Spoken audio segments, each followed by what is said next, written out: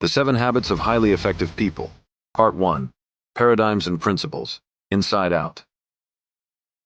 There is no real excellence in all this world which can be separated from right living. In more than 25 years of working with people in business, university, and marriage and family settings, I have come in contact with many individuals who have achieved an incredible degree of outward success, but have found themselves struggling with an inner hunger, a deep need for personal congruency and effectiveness, and for healthy, growing relationships with other people. I suspect some of the problems they have shared with me may be familiar to you. I've set and met my career goals, and I am having tremendous professional success. But it has cost me my personal and family life. I don't know my wife and children anymore. I am not even sure I know myself and what is really important to me. I've had to ask myself, is it worth it? I've started a new diet for the 5th time this year. I know I'm overweight and I really want to change. I read all the new information, I set goals. I get myself all psyched up with a positive mental attitude and tell myself I can do it. But I don't. After a few weeks I fizzle. I just can't seem to keep a promise I make to myself. I've taken course after course on effective management training. I expect a lot out of my employees and I work hard to be friendly toward them and to treat them right. But I don't feel any loyalty from them. I think if I were homesick for a day, they'd spend most of their time gabbing at the water fountain. Why can't I train them to be independent and responsible, or find employees who can be my teenage son is rebellious and on drugs? No matter what I try, he won't listen to me. What can I do? There's so much to do, and there's never enough time. I feel pressured and hassled all day, every day, 7 days a week. I've attended time management seminars and I've tried half a dozen different planning systems. They've helped some, but I still don't feel I am living the happy, productive, peaceful life I want to live. I want to teach my children the value of work, but to get them to do anything I have to supervise every move and put up with complaining every step of the way. It is so much easier to do it myself. Why can the children do their work cheerfully and without being reminded I am busy, really busy? But sometimes I wonder if what I am doing will make a difference in the long run. I'd really like to think there was meaning in my life, that somehow things were different because I was here.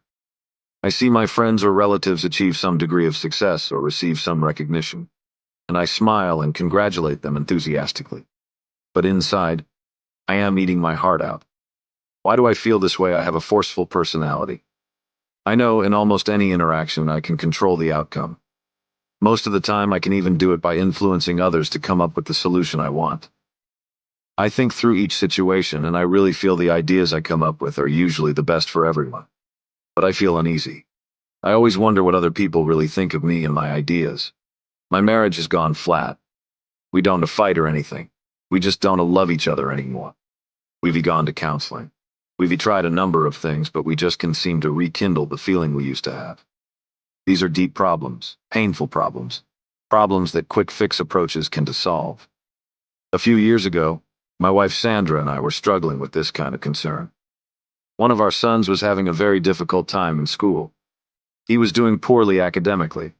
He didn't even know how to follow the instructions on the tests, let alone do well in them.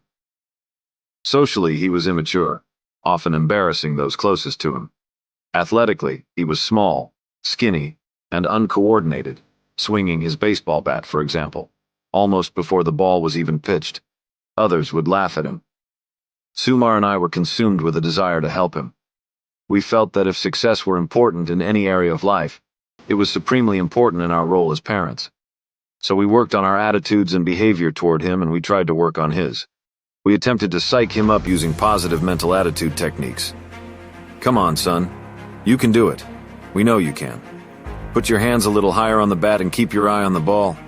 Don't swing till it gets close to you. And if he did a little better, we would go to great lengths to reinforce him. That's good, son. Keep it up. When others laughed, we reprimanded them. Leave him alone. Get off his back. He's just learning.